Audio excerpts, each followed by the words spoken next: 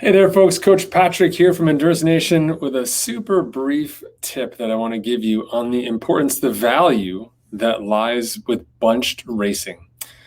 What's bunched racing, you ask? It's when we take several different events and we actually intentionally bundle them together in small blocks throughout the season.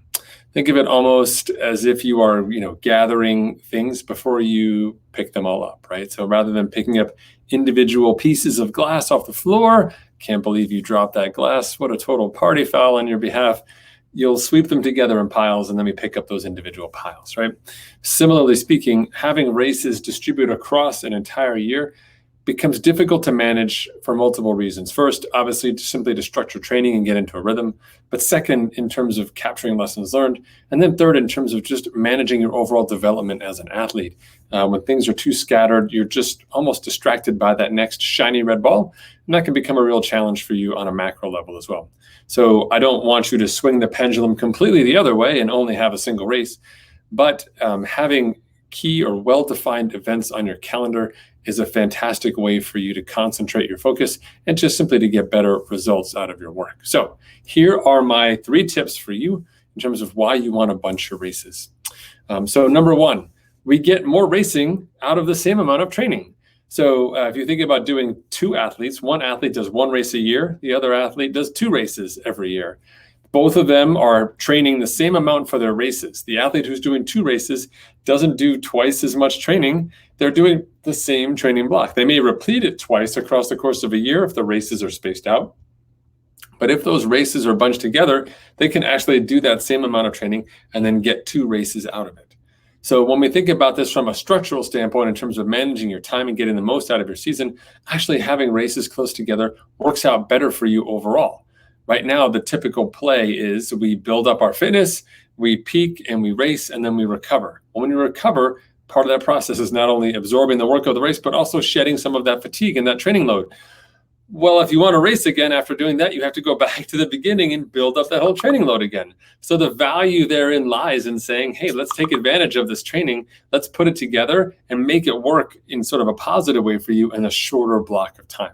So just better return on investment for your training time, right?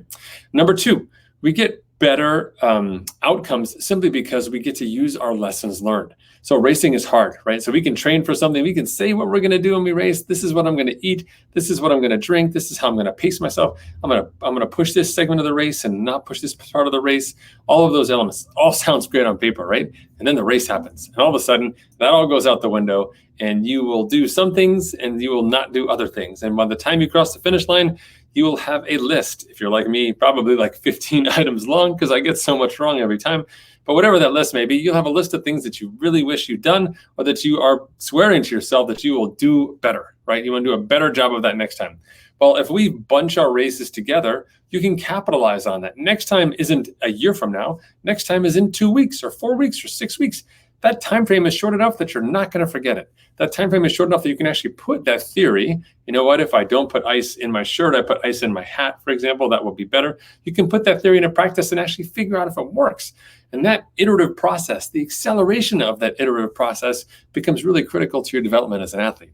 So don't just think that bunch racing is something for people who have nothing to do or is an error in people's scheduling. It's actually a great way to learn faster as an athlete and to capture lessons learned and then turn those into practices that make sense for you moving forward down the road. Right. Okay. And then the third and final part about what it means to be, really helpful or what the value is of those bunched races is simply just, better overall comfort in the race situation. So forget about the lessons learned part that I just talked about. In general, races are stressful. There's a lot going on. There's equipment that you need. There's things that you want to go just right. You're wearing specific gear for the race. It's not similar to what you do in training. If you're running, you're probably wearing different shoes for race day than you normally run in.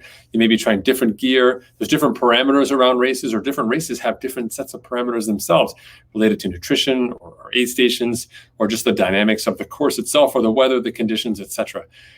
So each race in and of itself is a specific opportunity to become more comfortable at just the act of racing. I'm all for delayed gratification. I'll wait all year for a race, just like I wait for New Year's or Halloween. But for some of us, there's a better upside to saying, how often can I race in a way that's strategically beneficial for me, which includes simply being more comfortable at racing. For triathletes, this could mean more comfortable in your wetsuit in open water with races and other people. For triathletes, it could mean more comfort on that TT bike, right, which you don't often ride enough outside, particularly in a race scenario where you have to deal with aid stations, 180-degree turns, and other type elements.